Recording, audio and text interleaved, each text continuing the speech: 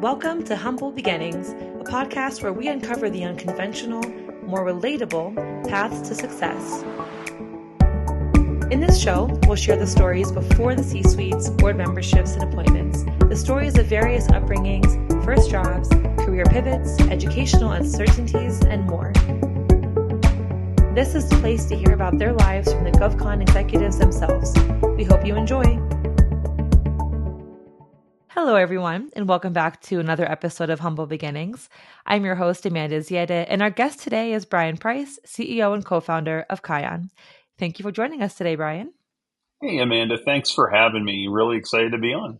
Awesome. All right. So we typically start with the executive's background, but before we dive into your personal background and how you grew up, I kind of want you to tell us a bit about the town you grew up in Crisfield, Maryland. What's it like? So really tiny, really small, 2,000 person town. I think it's technically the most southern place in Maryland. We joke, the folks that live there should have probably a sign when you get off the main highway that says dead end, because you ultimately go down one road and you have to turn back around because you hit a depot at the very end and have to come back out of town. But I grew up, it was a really close-knit community, very much built originally in the, early, 1900s as a seafood, kind of as a primary industry. So, very blue collar type of town. My family's from there, grew up there for, 22 years of my life, but it helped really kind of show the impact of community to just the importance of having a really positive upbringing as a kid.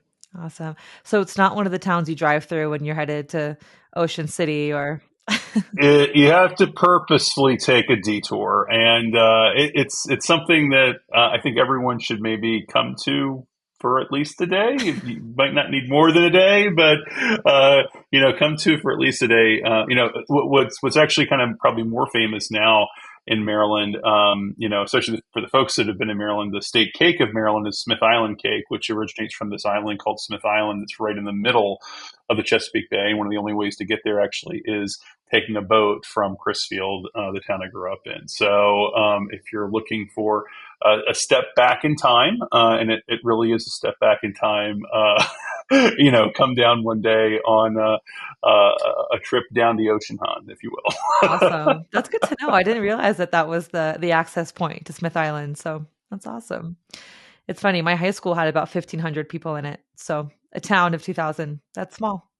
Yeah, my high school was a whopping 73 people in my graduating class. So it's much different than even the area I live now here in Central Maryland. So awesome. So what was your family like growing up? What did your parents do for work, and kind of what was that dynamic? yeah, so both kind of my mom and dad had what I would consider pretty normal jobs. My dad early in his career was in working in kind of data processing for Sherwin-Williams, large paint, and paint supplies manufacturer. It was actually one of the only kind of industries in town where I grew up. And so he was kind of in the early days of computers in the 70s and 80s.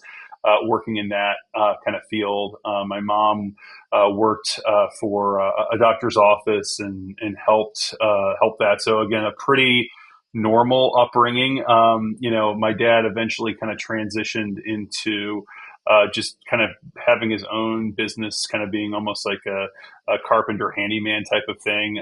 But very, I would say very blue collar type of parents in terms of what they were doing.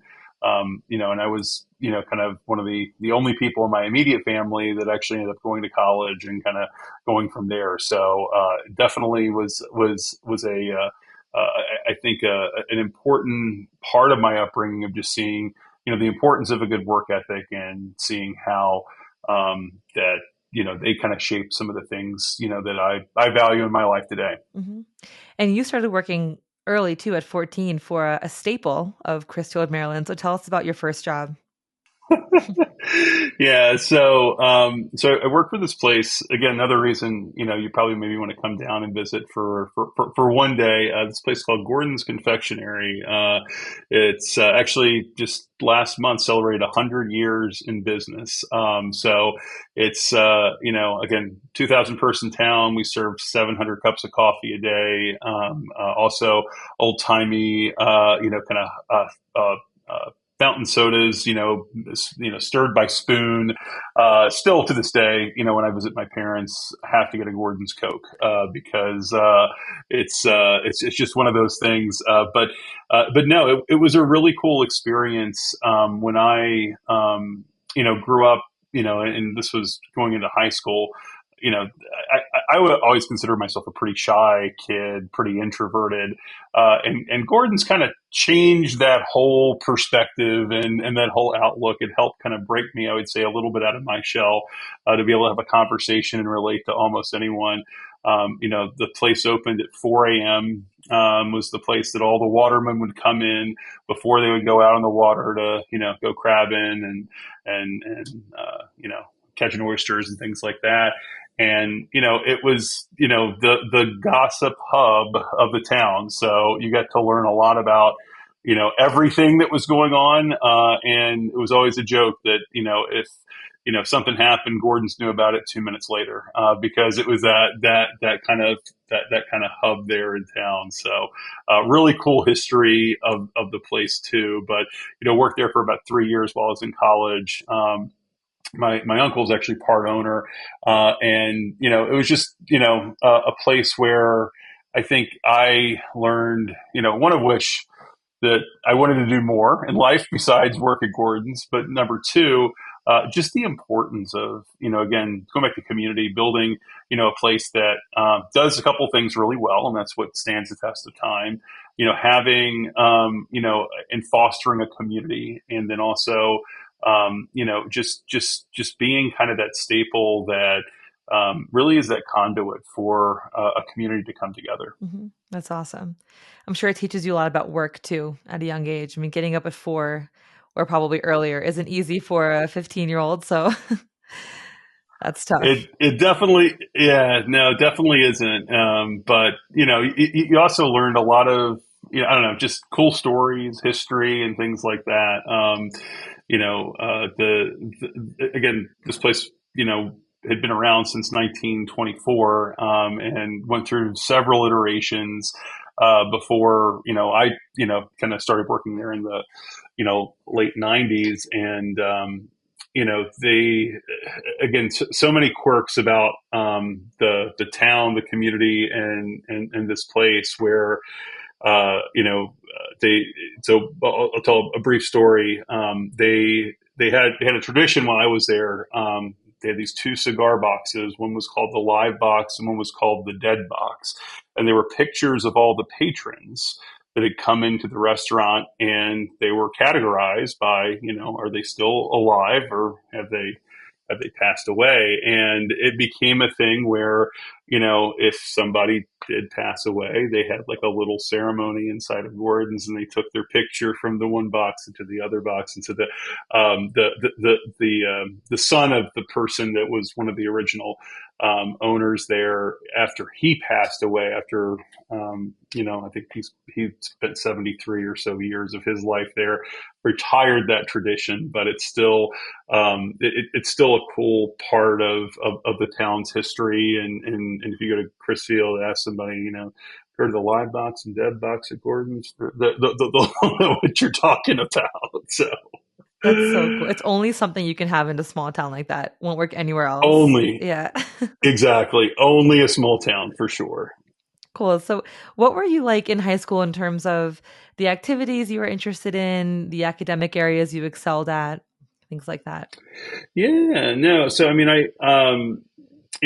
overall, I think pretty normal kid. At least I felt, again, in a 73 person graduating class. My high school is probably about 300 total people, but it's still a pretty small community. I was in band, played trumpet, and then in terms of classes and things, I gravitated toward. I've always been into science and math and things like that. It always just kind of made sense. It's, something where you learn the concepts behind something, and then you can apply them and, do all sorts of other things with them. So, really kind of always gravitated towards those areas of, kind of classes in my upbringing there. And it just always became a really cool way of kind of taking that and applying it. When I was in high school, actually, this probably sounds weird for a guy that runs a software company, but like I actually, until I think my freshman year of high school, I don't think I had like a Windows or Mac computer. And when I like, I think it was my freshman year of high school, I think I got a Windows 95,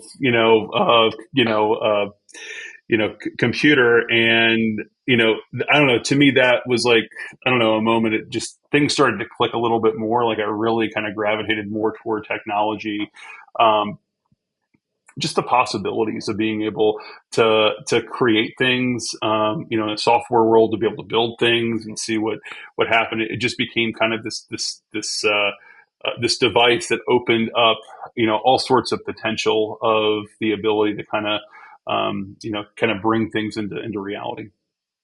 When you were graduating or, before, when you're a junior and senior, you're thinking about what you want to pursue after high school, did you have an idea in terms of software development, or did that kind of come later? I after, again, a couple years, I'd say into high school, definitely I knew I wanted to do something with technology. I don't think I really knew software development, like what I was signing up for, fully. Like I had some ideas, but, in a lot of cases, at least in that era, and I think now there's just a lot more options for folks, that are graduating to kind of explore. You had to choose, whether you're going more on the kind of business technology side with like an information systems degree, or you're going more on the pure kind of, engineering side with more of a computer engineering degree, or more in that computer science software side. And to me, the computer engineering piece was interesting, but like I didn't gravitate toward that as much as I did on the software side. I just saw software as just a way that you can create anything pretty easily, right? And those applications can really solve problems, whether you're having them personally or to solve things that organizations are really struggling with and taking a lot of time and energy and effort. And so that was just always something that I really gravitated towards. So tell us about the very first app you built. If I remember correctly, in our prior discussion, you essentially became like the Blockbuster of your hometown. Again, when it's as small of a town as Crisfield is, there's not a lot to do. But yeah, so, this was the era of DVDs. So I ended up, basically building a collection of DVDs in my high school. It was like, oh, I can go to Brian and borrow a DVD. There wasn't really a Blockbuster in town. And it got to the point where I was like, who did I loan that to? Like what, who has this? And so I was like, you know what, I'm going to build an application that lets me check in and check out my own, my movies, and I can keep track of who has what, and I can do, and who knows at that time, there's probably other things that were out there that would have saved me a lot of time, energy to do that. But it was fun. And it was a way that I could actually, just use a little bit of creativity and learn. At the time, I think I built this thing in like C++, and then, evolved it, maybe a little bit over, a year or so. But it was one of the first types of problems that I was trying to solve. Just this check in, check out, who had what, who do I go to when I'm looking to find, that movie that was lent out. So, and I could have, I'm sure, done that in Excel or done it in something else that was around, but this was more fun. It helped me learn some things that was really important. That's kind of the mind, I feel like, of an early software developer or computer science, person, because I would have personally never taken that approach. I would have been like, if you would, I'll write it down. No, and exactly, and write it down, and that way I've got a little post-it, and that's it. But No, that's awesome. No, that's awesome.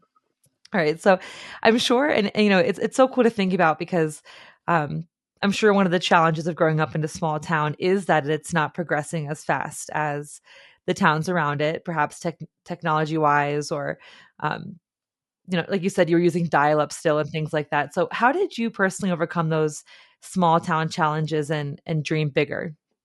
Yeah, well, I always knew I wanted to do something more than just, again, stay in this little bubble, right? That there's a whole world out there, and it's funny for folks that grew up on the Eastern Shore. There's kind of an expression, are you from over the bridge, right, over the Bay Bridge? And it's like it's a pilgrimage that's not that far away. It's a couple hours, to be able to actually get connected to the rest of the state of Maryland, get connected to the rest of the world. But mentally, I think for a lot of folks, at least that I grew up with, that still I was friends with in high school, still friends with it's a very different mindset, I think, to kind of take those steps and try to expand. I also knew, like, if I was going to do something in the technology field, Amanda, you kind of hit on it. Like, I mean, the town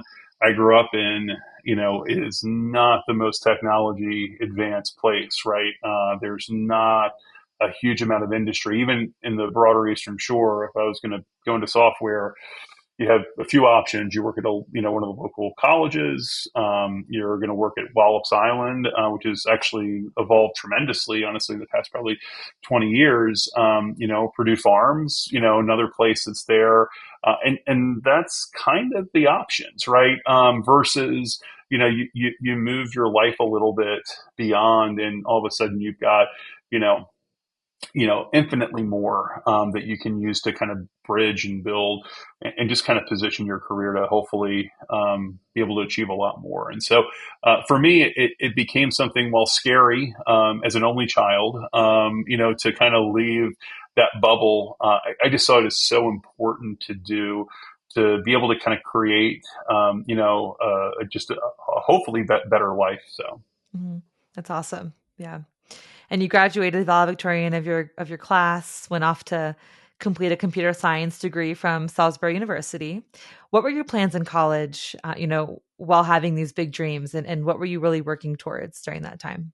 Yeah, I mean, a lot of it, I think, college I looked at it was a way to learn how to think through problems, right? And especially with the computer science program at Salisbury, at least the way it was, there were a few practical applications that you had, but a lot of it was theory. A lot of it was, here's how you should approach building an algorithm, or here's how you should think about, again, the steps to solve some bigger problem.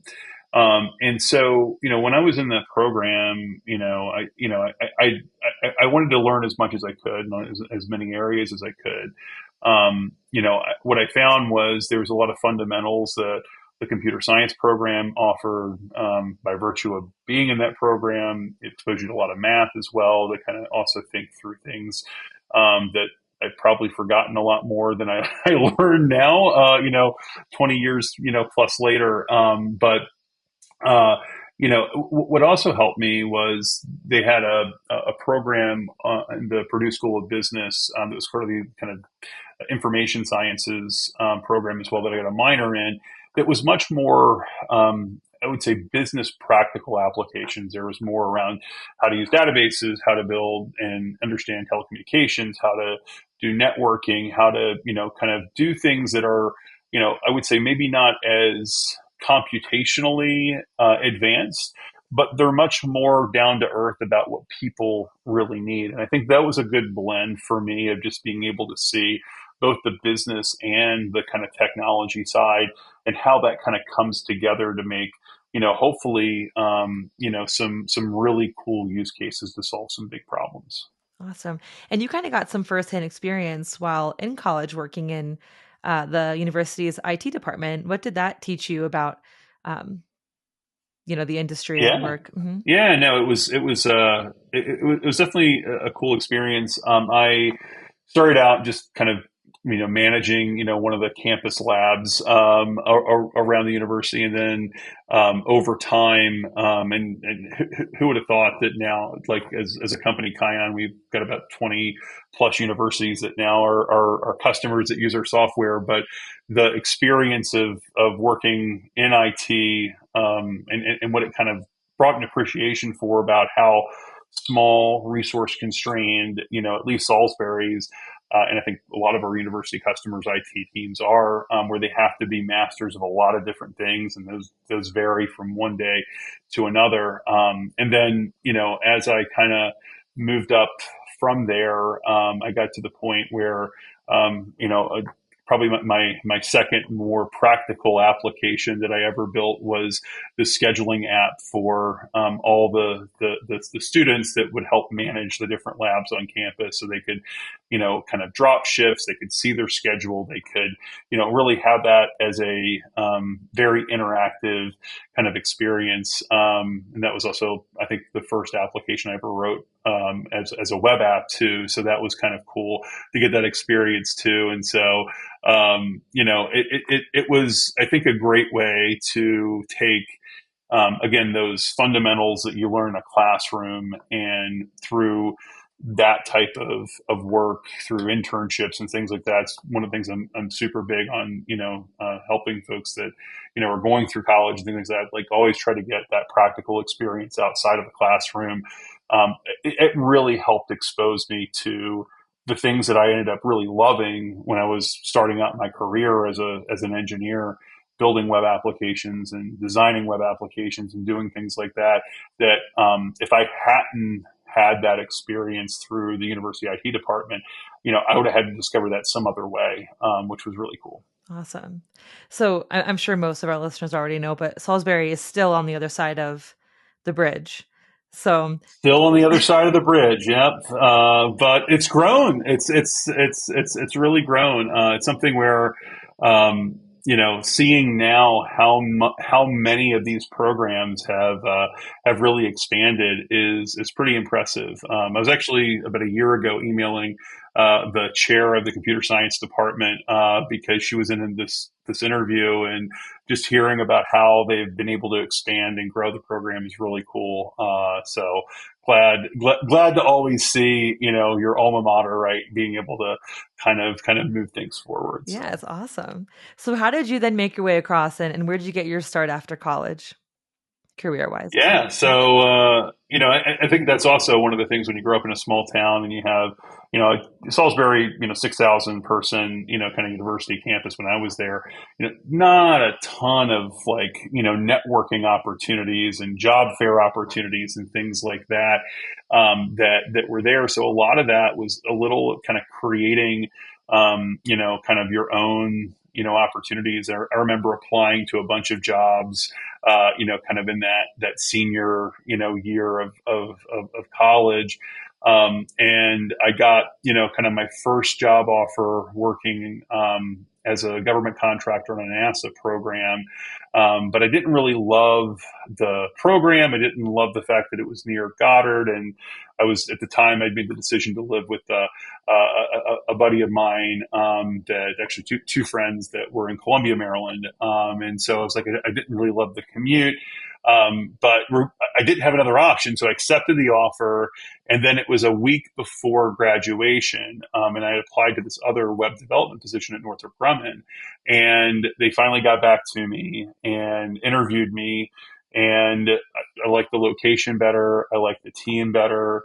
And, I thought I was making a huge mistake in a way, because I had to go back to that first offer that I accepted and was like, hey, I found something else. But it ended up being a great first step. I became a Java developer at Northrop Grumman, working on a team, about 30 people. And, even still to this day, there's folks I still stay connected to. Once a year, we always go out to lunch together, that team. And even though I worked there for about 2 years, they're still a really important part of my, I just start of my IT journey. Mm-hmm. And how did your professional career progress after Northrop Grumman? Yeah, so I ended up moving to Booz Allen, and then spent about 7 years there. And it was a really quick journey. I feel like in those 7 years, I started out again as a software engineer, and within a year or two, moved up to being a tech lead on a project that was helping to kind of model cyber risk for a customer, and then a year later, got moved up into kind of a higher role where we were building a brand new biometrics application for a customer, and I was managing, a team of about 10 engineers doing that. And then, within another year, we had a whole suite of those applications that we were building for a bunch of customers.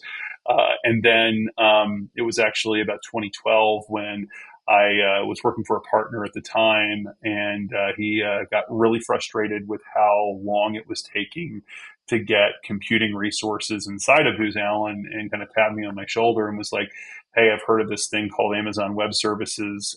This may be the answer to be able to actually solve this problem." And looking back on it now, it's kind of funny, but it was kind of that seed that was planted in my head about like how powerful cloud really could be. And we built this self-service provisioning application for the time he was trying to build out this data science practice. So a data scientist could click one button, they would have an entire like Hadoop MapReduce stack stood up, ready to go. They didn't have to worry about the infrastructure, the configuration, the networking, any of that stuff.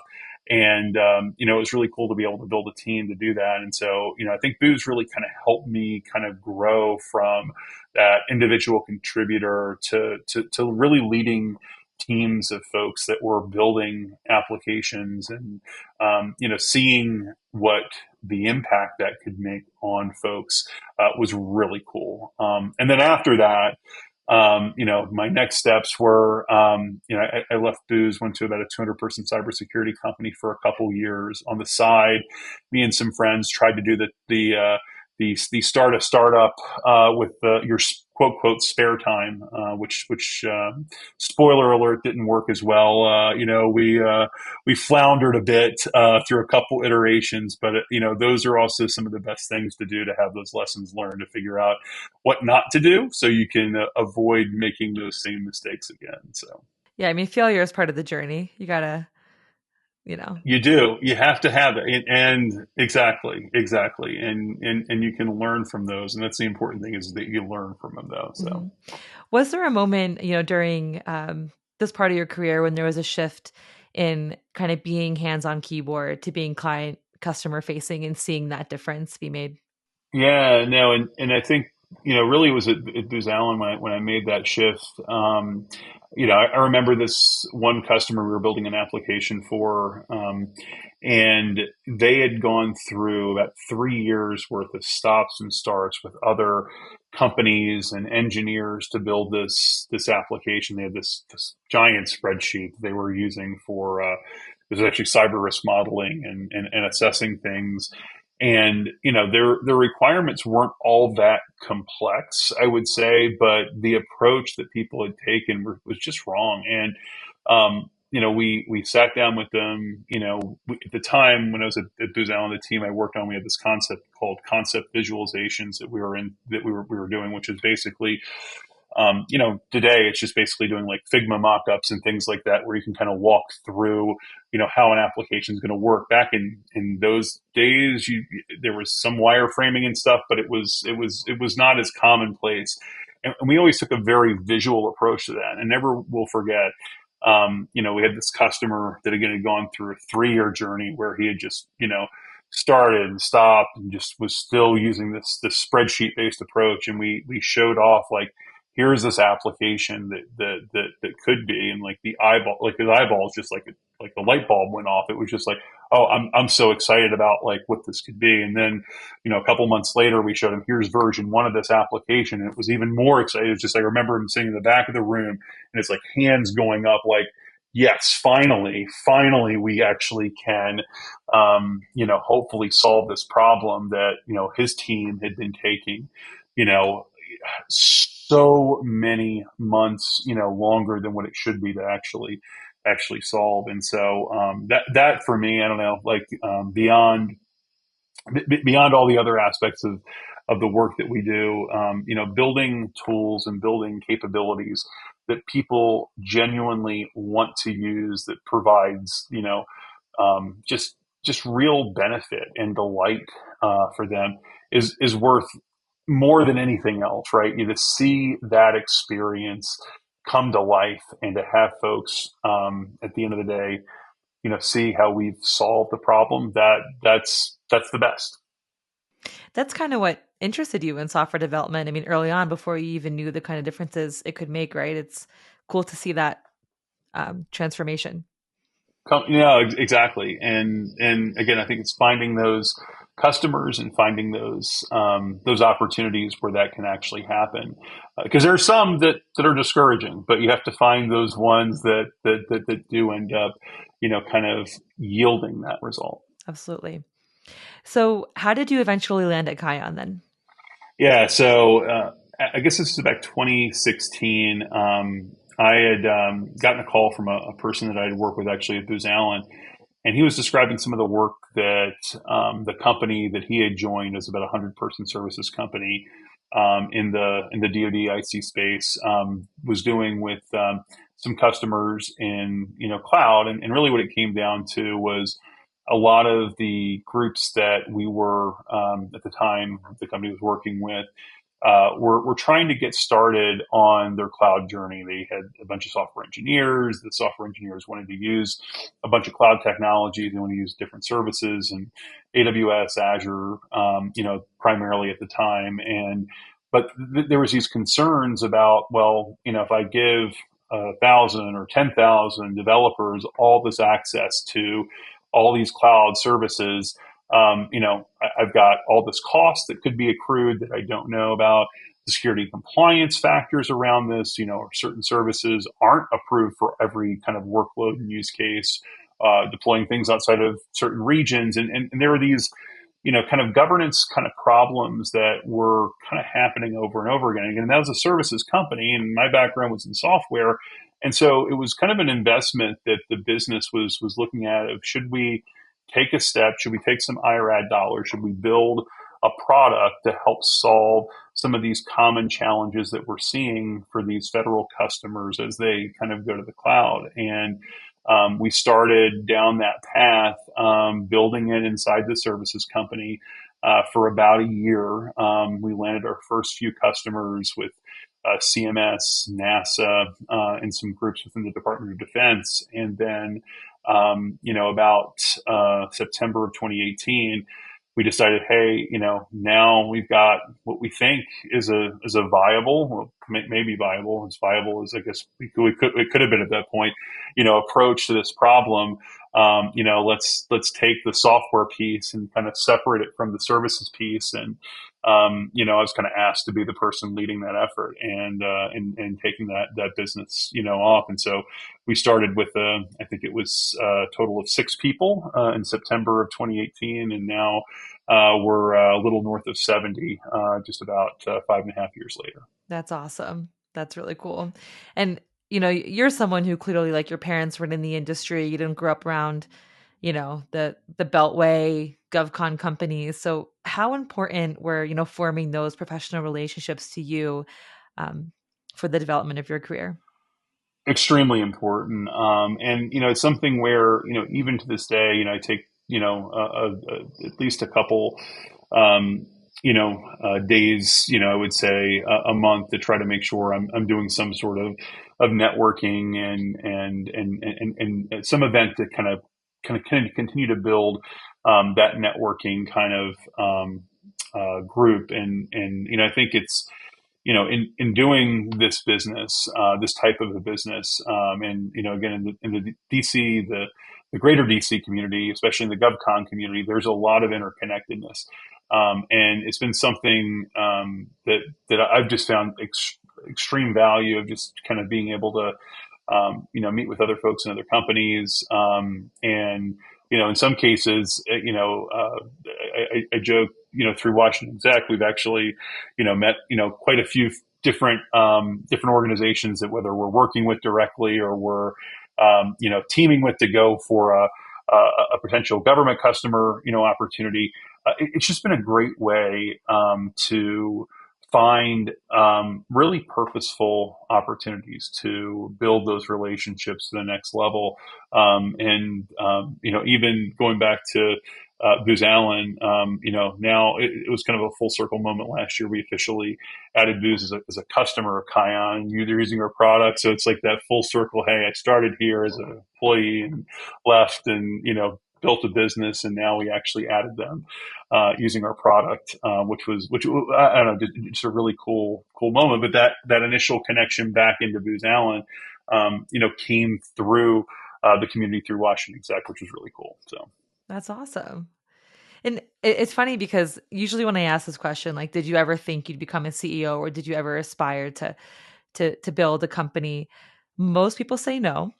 But then when I think about your background, you're in high school building an app just to, keep track of the DVDs that you're kind of giving out. So you may not think, but it's funny when you get to condense your story this way and kind of see the progression, kind of makes sense. yeah, no, but you're absolutely right. If anybody said, "Hey, are you going to be a CEO of a software company?" No, I no, there's still days that any CEO that I talk to, you have days that you certainly scratch your head of like, why did I make this decision, right? But it's extremely rewarding. Next week we actually have we do an annual in-person all hands. The world has obviously shifted in the past 4 years. We've got now an employee base that's almost 100% remote, but we've got, I think, employees in 17 different states. So we don't get the company together fully except but one time a year. And it's always something in the lead up to and the actual all hands event that we host. It's just such a powerful way for myself and the other folks on the senior management team here at Kion just to feel progress, right? You see the new faces, you see the new folks that are coming together. We actually have one of our folks in the team do individual like Zoom recordings of everyone in the company and ask them, what was the thing that you're most proud of that you achieved in 2023? What was the thing that you're looking the most forward to in 2024 to do? And we kind of snip those videos together and we play them in front of the entire company at that event. And it's just such a powerful way of getting like the voice of every employee out into those meetings. Sometimes it can be very much it's a talking head in the front of the room where it's just presentation one way. It's like a great way to kind of build that bi-directional way of communicating and getting that, that sense of culture and the sense of ownership really across the entire business, which, I think part of the secret sauce that we have as a business. Yeah, very nice. Well, just a couple more questions, but I'm curious, where do you hope you see your career, or perhaps your like personal passions outside of work going next? What are you kind of looking forward to or working towards? It's a great question. I mean, it's one of those things. And when you're building a software startup, the time to think about things outside of this is pretty minimal. I really don't know. I mean, I think one of the biggest things I'd love to be able to do is take the lessons learned that we've had building this business. Right? We've seen a lot, right? We've seen, we've survived through the uncertainty of COVID. Last year, we were an SVB customer, so we survived through a banking collapse. There's a lot of just ups and downs. Like, we joke, it's not a roller coaster, that has a high in 1 month and a low in another month. It's a high at 9 a.m. and a low at 10, and then another high at 11, right? That's the life of this type of endeavor. It's exciting, it's scary, it's fun, but there's a lot of things that I'm super passionate about learning from somebody else, so I don't have to make those same mistakes. And I'd love to be able to make sure I'm giving back through other groups as well, and finding those opportunities to help other companies that are trying to figure out their path, how to navigate, through the uncertainty that, is the tech world in 2024, and hopefully make some great decisions. Awesome. So on that note, do you have any words of advice for any aspiring leaders that perhaps, don't have a clear path, maybe have their own bridge to cross, or, don't have the connections off the bat either? Yeah, I mean, I think part of it is, and this is something I feel extremely fortunate about, and something I always try to emphasize to folks is, I don't care if your business is a services business, a software business, or what, it comes back to people, and you have to build a group of people that you can learn from one another, that can grow from one another, and that can complement you. Like I always tell my team, if I'm the smartest person in the room, I have done the worst job hiring people, because we want to make sure that we're bringing on new folks that can take the business to that next level, and investing in people, investing in the right people, that are, thinking about the bigger picture. They, certainly are going to have their own career aspirations, but they're also thinking about how they can move your organization forward. Has been one of the best things that I've seen come together here at Kion. And what we look for every interview that we do is, that we call it kind of a culture add to the company. And it really is someone that's going to come in and be that addition that's going to push us to that next level. That's, I think, really important for anyone building and thinking about building a business.